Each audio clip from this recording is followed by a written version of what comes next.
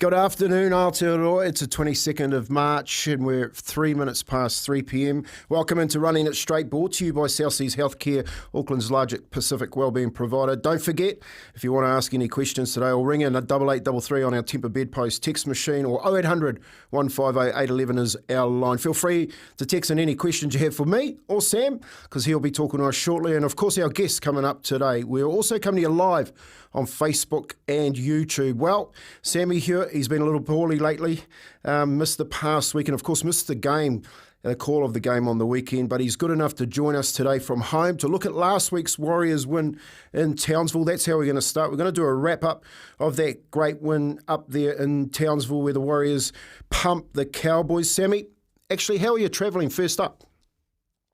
Kempy, can I just say, that was the most professional intro I've ever heard from you, mate. That was fantastic. You got the credit. You're shouting out the YouTube.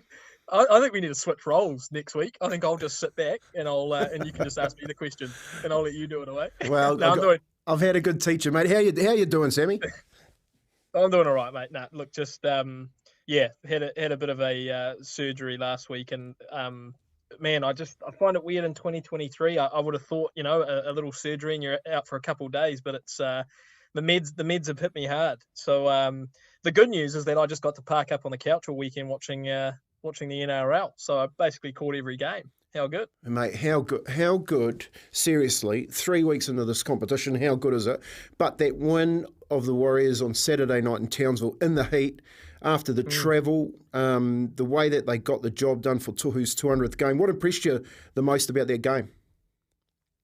Mate, I just almost couldn't believe how, I think it's probably the most dominant win we've had, going back to, I know people have talked about going back to sort of 2018 when, the team was humming. We made the top 8 that year, and, could have even probably finished higher. The comp was so tight that year. But I just, across the board, like Kempy, and I think I always have that ringing in the back of my mind, what you always say about Townsville and how hot it is and how hard it is travelling up there, 2 flights.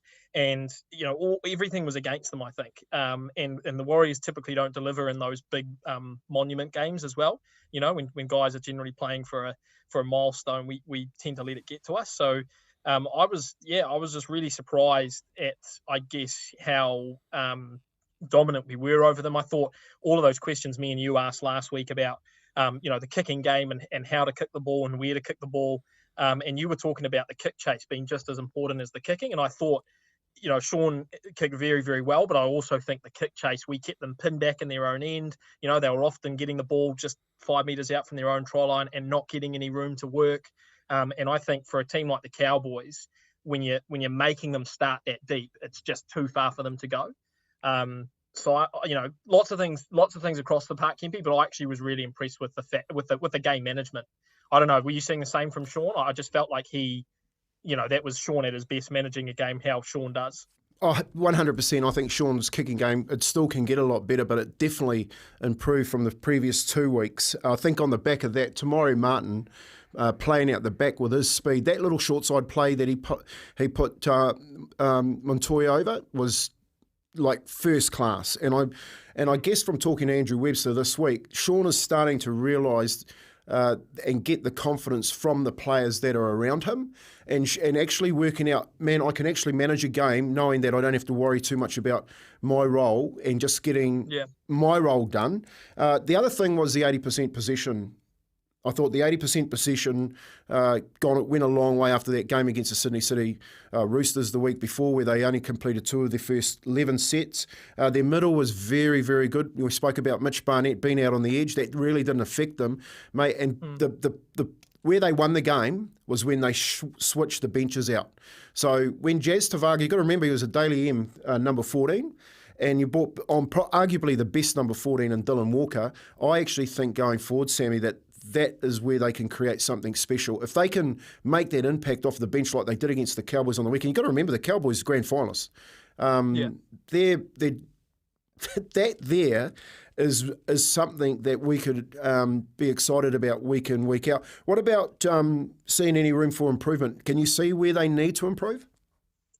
Well, and just quickly on that, I heard your chat with Webby, and it was great, and I loved him talking about Sean and being able to free up his responsibilities. Like he said in the past, it's all been on Sean's shoulders, and the fact that he now, like you said, can trust those guys around him makes Sean a much better player. And you can see it in him. You can see that he's not second guessing what he has to do because he knows he's got these guys around him that are doing the job and getting it done. So I think Webby was spot on there, and I think you just brought it up there as well. I think it was a fantastic observation of Sean's change in play. I think improvement wise, and I think the bench is, I think just the every game Kempy, that is such a massive plus for the Warriors, is a strong interchange. And even when I looked at that Roosters game, the week before, you can sort of tit for tat on paper the starting 13, but we clearly had a better interchange. And I think we're going into every week now with almost, with, if not very close to the best interchange in the competition.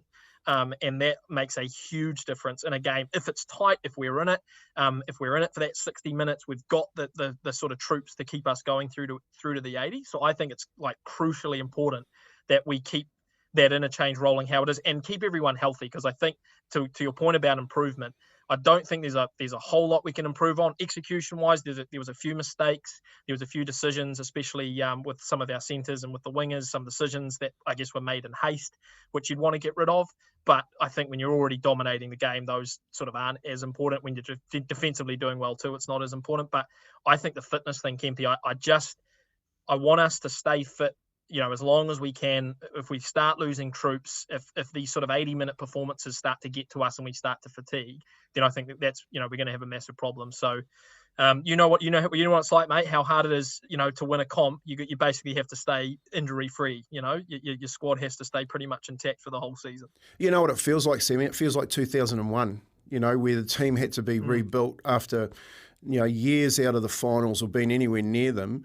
And then a coach comes over from Australia by the name of Daniel Anderson and brings in a new way of thinking and puts a lot of blokes on notice and holds them accountable. It really feels like 2001. And just to touch on that point around improvement, I think what he's looking for, Andrew Webster, is just incremental improvements week in, week out. So you've seen Sean go from week 1 to week 3, and we've spoken about his kicking game. We spoke about his defence. Now, a couple of tackles that he made on the weekend were first class.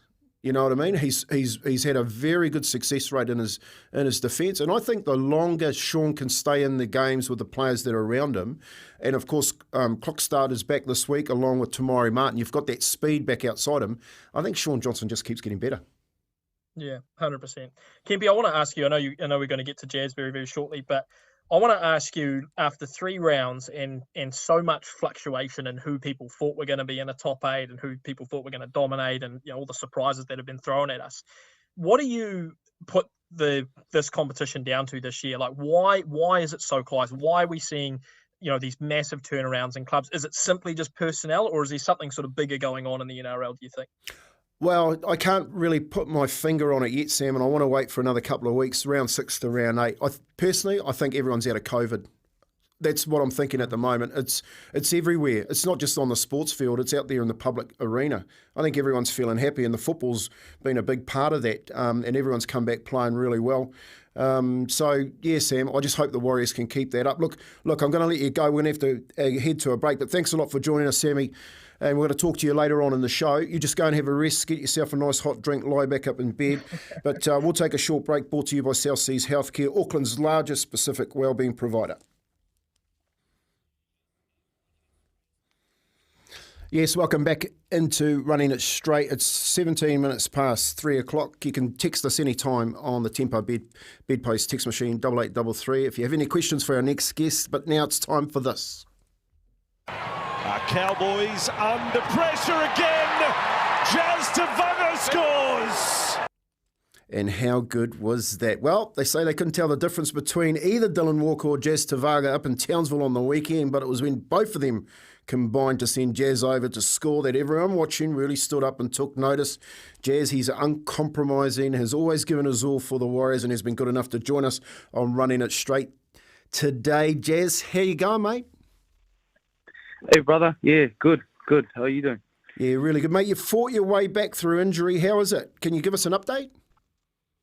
Yeah, very. It was a pretty challenging time, to be honest. Had the shoulder op straight after the Melbourne game in New Zealand last year. and then had a few other bumps in the road. Had a foot surgery, and then had a hernia in the stomach just before Christmas. So been in a bit of a wars, but now I'm back fit, rearing to go. Yeah, and a try to boot too on Saturday night, mate. What were the lungs like on the weekend? Did you expect to be called back into first grade so soon? Nah, the plan was to play 2 or 3 cup games and then come in. Yeah. But yeah, Webby surprised me gave me the nod, and I was asking Bray, you sure I'm ready?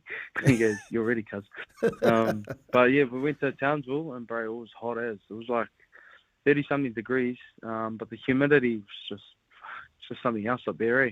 Crazy. It is crazy, mate. Been up there plenty of times. I know how hard that trip is. A couple of flights and then you sit in your room with your air conditioning on all the time. It's not comfortable. Just tell us a little bit about your relationship, mate, with Dylan Walker, because that was pretty special on the weekend, the try that you guys laid on. Yeah, I didn't really know Walks until he had come to the Warriors. But yeah, we've gelled. We're pretty tight couple, me and the bro. And then I made him and Adam promise me to shave their heads when I came back. So when I got called on the team, he was blowing up because he had a real nice fade going on, and he reckons his missus just started calling him sexy again.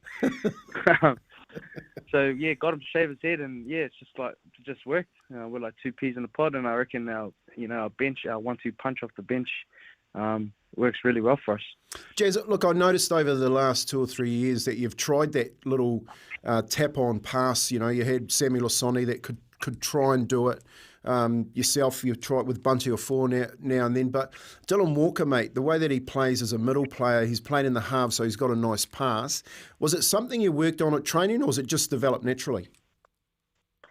Yeah, I think Webby's really promoted our forwards to play eyes-up footy, and Dylan, he can slot in anywhere, and he used to play in the half, so his ball skills are second to none. So to have him and Bang in the middle, and me, I can just run now, run off Dylan and Tohu.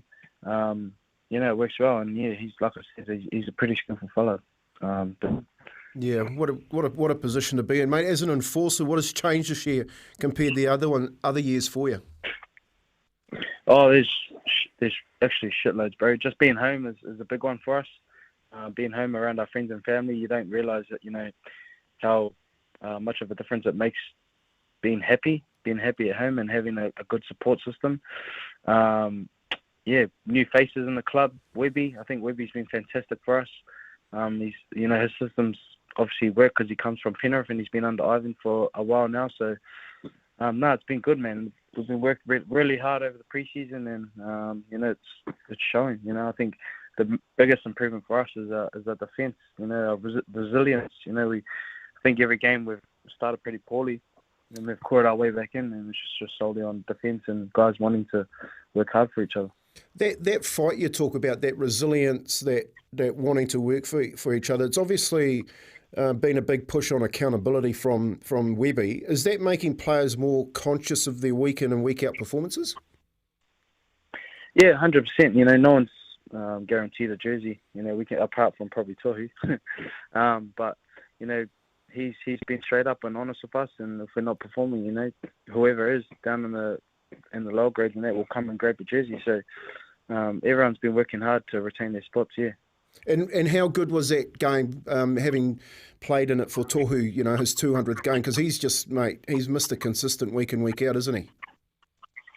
Yeah, well, Tohu, he's that small percentage of elite players, and, his worst game and his best game is the margin in between is so small. So, I was stoked to run out of Tohu. He's been a fantastic leader for us and for our club. So, I was happy we could get the win. We got the win from him.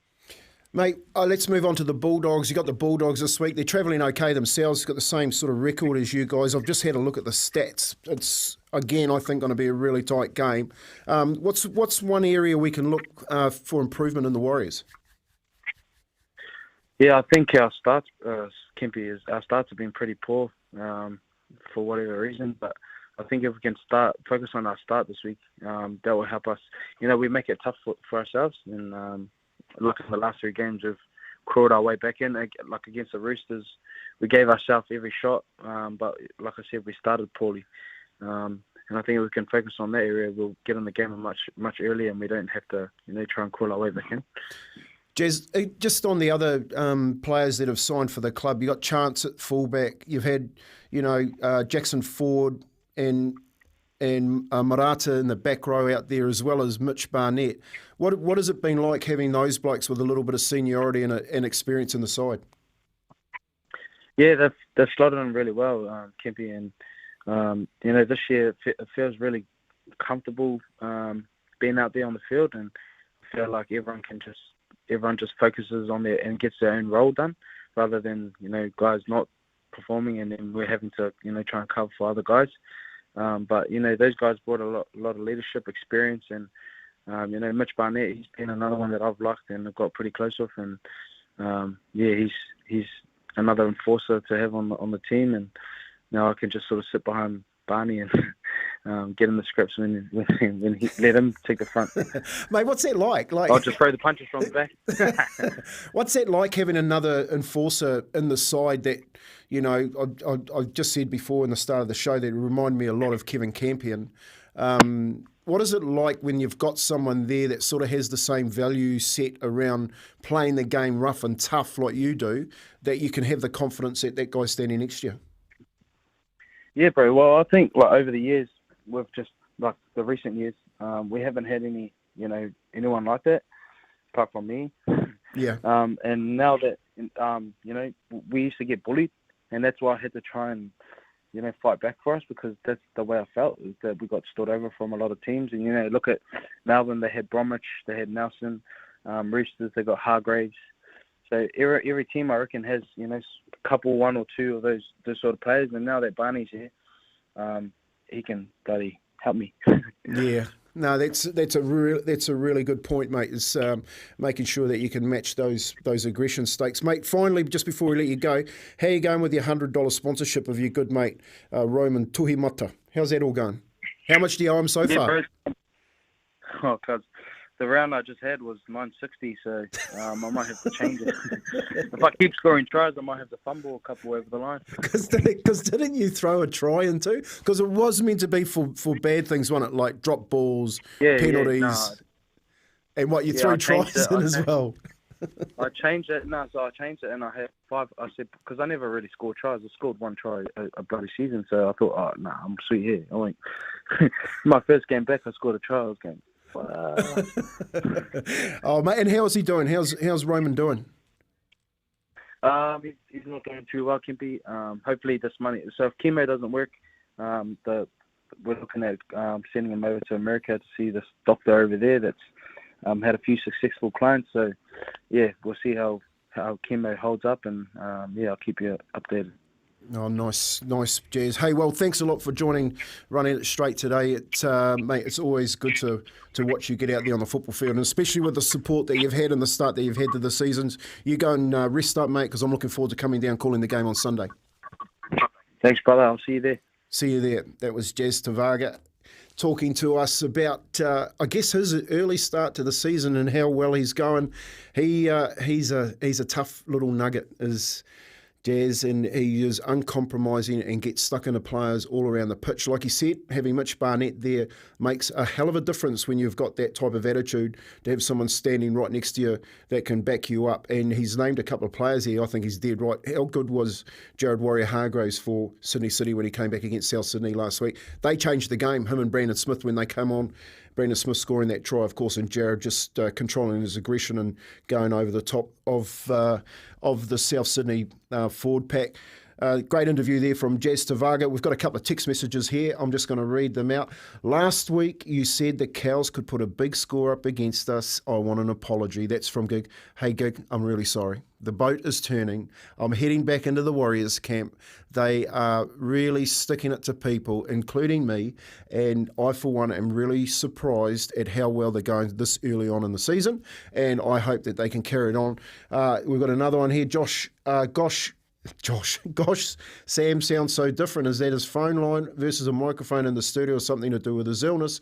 All the best to him. Look forward to him being back on deck full time. The one thing I'll tell you about Sammy Hewat is that he is one mad rugby league man. and he loves the game of rugby league inside out, loves to call it, loves to watch it, talks to me all the time about it. He's got some very good opinions because of that. And phoned up today and said, look, Kempy, I'll come on at the front end of the show and at the back end of the show talk about the lead into the Canterbury game. And I said straight away, yeah, man, come on, because I do really value his opinion. Just go through the teams on the weekend for both sides at Canterbury. I think got a very good left edge. Chance Nickel-Cockstad, Edward Kossi, Viliami Vailea, Adam Pompey, Marcelo Montoya. In the backs tomorrow, Martin and Sean Johnson are the halves again. Adam Whanua-Blake. Freddie Lussick comes in for Wade Egan at hooker. Bunty off forward. Jackson Ford comes back in after HIA. Marata Nua-Kore's in. Of course, Mitchie Barnett's out for HIA and Tor Harris on the back, ever reliable. Dylan Walker, Bailey Surin and Jazz Tevaga and Tom Ale on the bench. Canterbury, they come with the same record, and if you look at the stats, really, it looks like another very good close game. Hayes Perham, we've seen him here before at the Warriors. Jacob Carraz is going real well. Jacob Avarillo in the centres with Paul Alamotti. They're talking about this 19-year-old Paul Alamotti as one of the best centres that will play NRL. Josh Adokar, of course, the speedster on the wing. Matt Burton, who's captain. Kyle Flanagan's going all right. Max King, Reid Marnie, and Ryan Sutton in the front row. Viliami Kikau, I'd love him to come to the Warriors. Jacob Preston and Raymond Faitala Mariner, another ex-Warrior. Jaden Ukenbor, Corey Waddell, Jaden Tanner and Faumanu Brown from Christchurch rounds out the bench. So it's going to be a good day down there, Mount Smart Stadium, Sunday, 4 o'clock. Me and Sammy are going to be there to call the game for SENZ. Yes, and we're just going to take a little news break right now. Brought to you by South Seas Healthcare, Auckland's largest Pacific wellbeing provider. Here's Johnny with the news. Yes, welcome back into Running It Straight. You can text us anytime on our Temper Bedpost text machine, 8833. Our next guest, Matty John's, coming up shortly. So if you've got a question for him about anything that's going on in the NRL, because I've got 1,000 of them, please send us that message to 8833. Also, coming to you live on Facebook and YouTube. Well, we've had a great first half hour of previews and interviews. And if you've missed it, head to our SEN app and download and click on Running It Straight to hear that interview with Jazz Tevaga and what he had to say about his comeback game against the Cowboys last week, talking about how early that was. But just download that app, SEN app, and you go to Running It Straight. Well, we spent many a good night at the Cambridge listening to the Screaming Jets, and our next guest got to sing live with them at Newcastle's grand final win against Manly. What a night. Matty Johns, he joins us now. Matty, how special was that night after the grand final? Oh, Kempy, that night was the best week of my life. It was, if I just remember some of it, it's patchy. I was asked the other day, Kempy, about the grand final, and the nature of the way we won, which was, it's very few times in your career when people talk about you get in the zone. I remember in the last 25 minutes of that game, I was almost oblivious to the scoreboard. I knew what the score was and what we needed to do, but time-wise and everything, it sort of disappeared. It was very, very strange. And I remember when Joey went up the short side, as Darren Albert went across and scored to put us in front, I remember thinking at the time, oh, man, let's get back quick. They're going to do a short kickoff. And looking up at the clock, and it went 3-2-1. It was over. And I just don't remember anything in the next 3 hours after that. I remember nothing of it. The lap of honour, it was just hysteria at the ground. And so, yes, to answer your question a long way, it was a terrific night. It was a terrific night, yeah. It was a terrific fortnight. Oh, I could imagine it. I'm so glad I wasn't in town. Mate, I know it's only round 3, Matty. Do you like what you're seeing from the Warriors, and will they be up on stage with 660 come grand final time, do you think? Well, I tell you, Kempy, we're talking to the guys about this last week. I really like the look of the Warriors. They have rediscovered a bit of the old Warriors DNA. Like I said to the guys last week, what really encourages me from when I first saw them playing the trial games is they're not playing diet Aussie football. Andrew Webster has got their power game going again. They're playing positive offloads. last week, like they were just their yardage game. They were just pouring through the middle against the Cowboys, no less, up there in the hot conditions. And I'm not going to say that they're not conservative with the football, right? But they're not frivolous. They're not throwing the ball unnecessarily from side to side and trying to generate stuff. They're willing to play patient, and because because they're retaining a lot of their possession and winning the percentage of the possession through the match, so they can pour a lot of energy into their defence, and they're frustrating teams with their defence. They've just got a really good mix at the moment, and I hope they continue. Mate, I was just saying to Sammy, it reminds me a lot of the team we had in 2001, like Jerry Susu, Mark Tukey, Richard Villasanti just going through the middle, and then a good couple of quick halves, Brent Webb at the back of it. How good do you think Tamari Martin and the likes of the edges like Marata Nokore have been as a signing for the Warriors? Look, Nakora, edge back rowers, Kempy, as you know, are the lifeblood of playmakers. And we're seeing at the moment young Dylan Brown and Mitchell Moses having a difficult start to the season because the back row are missing from the Parramatta Eels, and it just has a significant effect on playmakers. And Nakora, he's just a guaranteed bloke. Nakora is one of those guys who'll wear a bruise for his playmakers. They're the sort of guys, Kempy, that you want playing outside you. So he's been terrific. And Tamari Martin. Tamari's just a really, and I mean this in the nicest possible way, he's a really easy guy to underestimate. He's not a big man. He's not lightning quick, but mate, he's just a really clever footballer. And it wasn't a huge signing that, really blew the doors off. Like, wow, they've signed Tamari Martin, but he's just a smart footballer. And the sides that he plays in invariably have success. So he's been a really good pickup. Yeah, and he was playing just down in the King Country a couple of years ago, playing local footy, so good to have him home, mate. The battle of the coaches this weekend, both out of Penrith, Ciraldo and Webb. Who comes out on top for you? I think the fact it's in New Zealand, I just reckon the Warriors are playing more settled football at the moment. I thought, Dogs have got those flashes of brilliance. He's a very, very clever, very smart coach, Cameron Ciraldo. I'll say to Ciraldo, well, the thing that really struck me about last week was one of the things they've had a lot of trouble doing is getting Matt Burton to run the football and play like a bit of a maverick, even though he's got 6 on his back. In the first few rounds, he felt like he had to be finessing the football around and getting away from his main strength. Well, in the first 15 minutes, Ciraldo put him outside Viliame Kikau, and Kikau was just feeding Burton early and giving him no choice but to run. And he got that feeling of getting into space, and it was his best performance in the Dogs jersey. He was really good. But I just think at the moment the Warriors are playing more settled style of football. I think they've bettered their style down very, very well. Dogs last week, if the Tigers nearly pinched that last week, Kempy, against the Dogs. If the Tigers would have won that, it would have been the worst performance from a winning side in the history of the game. It was so bad. Was terrible. That was so bad. I left and went to work early, and I'm driving in, and I'm thinking, they're going to pinch this. So that still shows me there's certain areas of the Dogs game that they've still got to get in order. Whereas the Warriors, I think they're just playing. I think they've found their formula.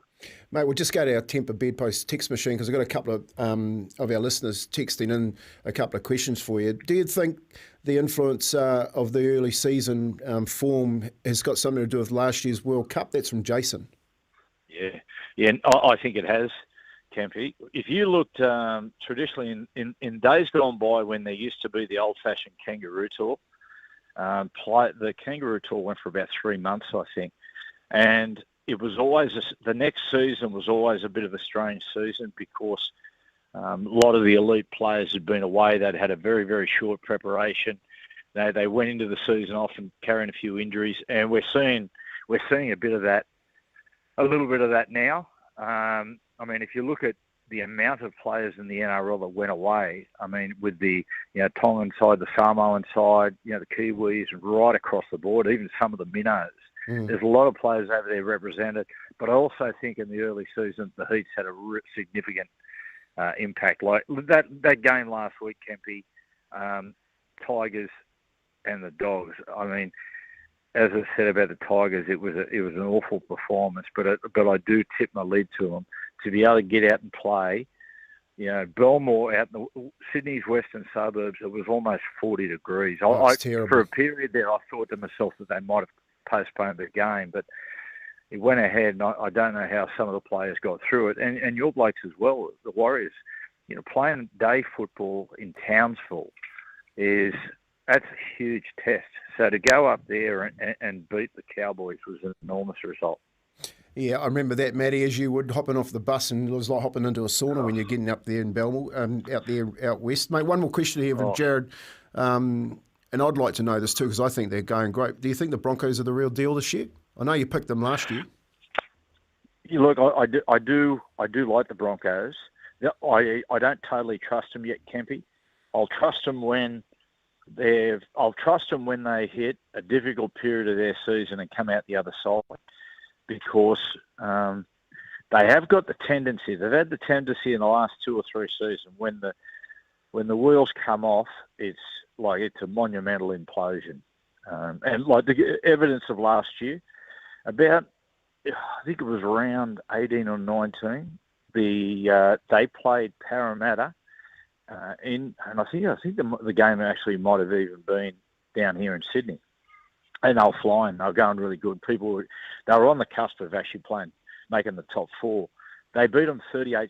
They beat Parramatta. Everyone was like, "Wow, here they go, mate." In round 24, slightly about a month later, they played the Eels and got beat 53-6. That's how quickly the wheels come off. And this is the thing about the Broncos is when there's going to be a period in their season where they lose 2 or 3 in a row and they start to get criticised. When they can rebuild their season and get through that difficult period, then I'll see them as a top 4 side. Yeah, nice work. Okay, mate, before I let you go, the game on the weekend, Sunday afternoon, Warriors playing 4 o'clock Mount Smart against the Bulldogs. Who you got? Who wins?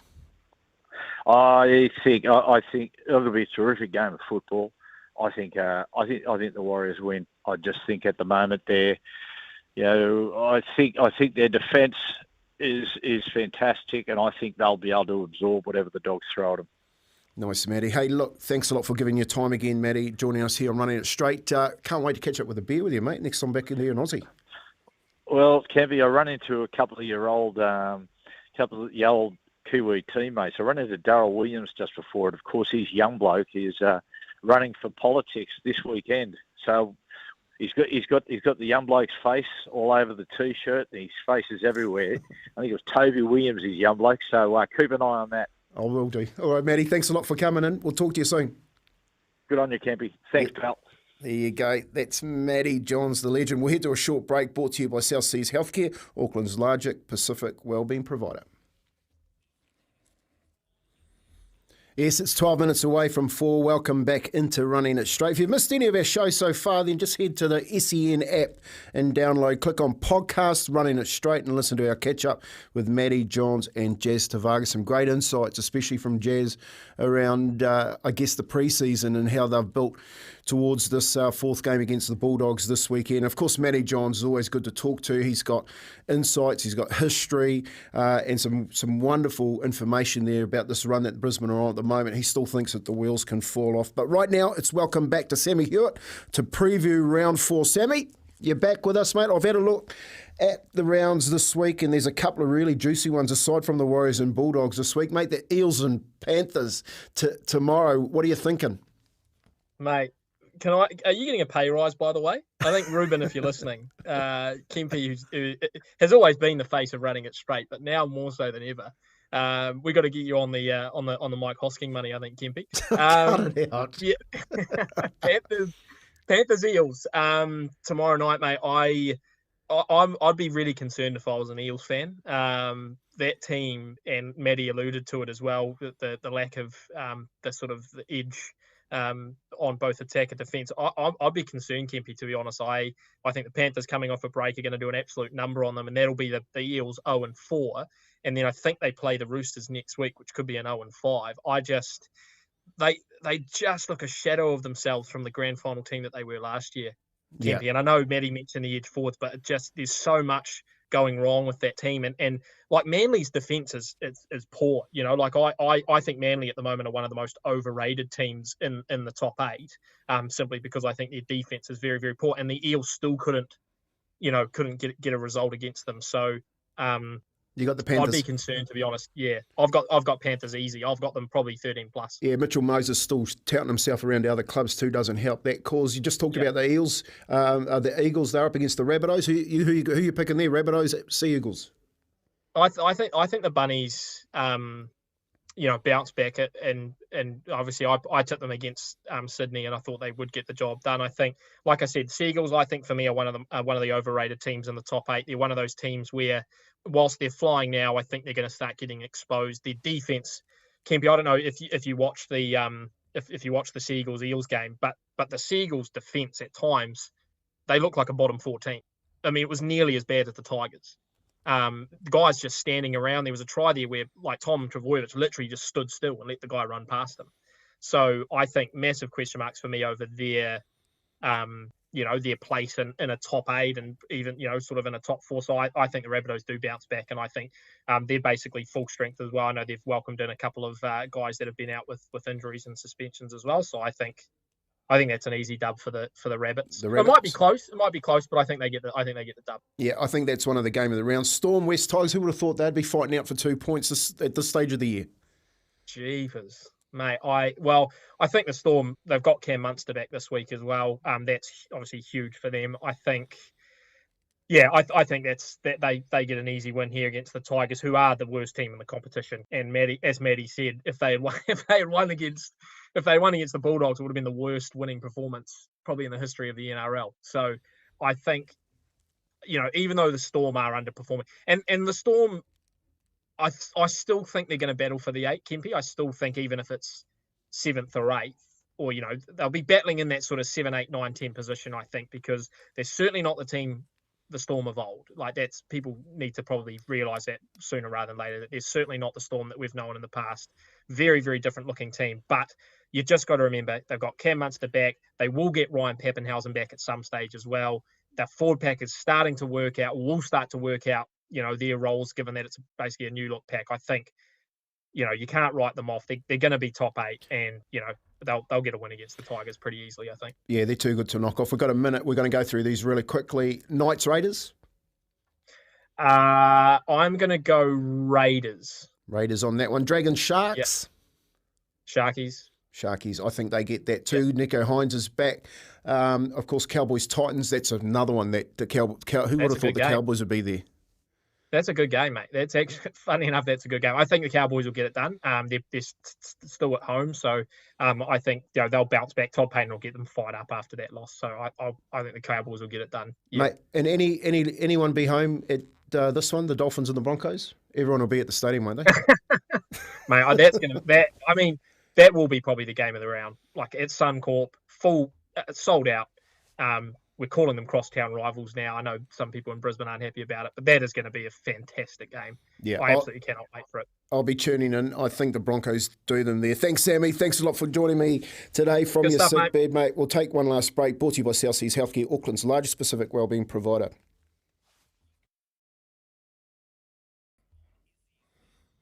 Well, it's nearly 4 o'clock. Don't forget, if you've missed the show, you can download the SEN app and go to podcast, running it straight to hear the interviews with Jazz Tevaga and, of course, Matty Johns. It's been a great weekend of footy coming up, and no doubt me and Sammy will enjoy calling the Warriors down at headquarters Mount Smart Stadium. We'll start at 3 o'clock. Tune into the pre-game before kick-off at 4 p.m. Just a quick text here. How good is Matty Johns to listen to talking rugby league? Wouldn't you love to have a beer with him in the pub and just talk league with him? He sounds like a good bugger.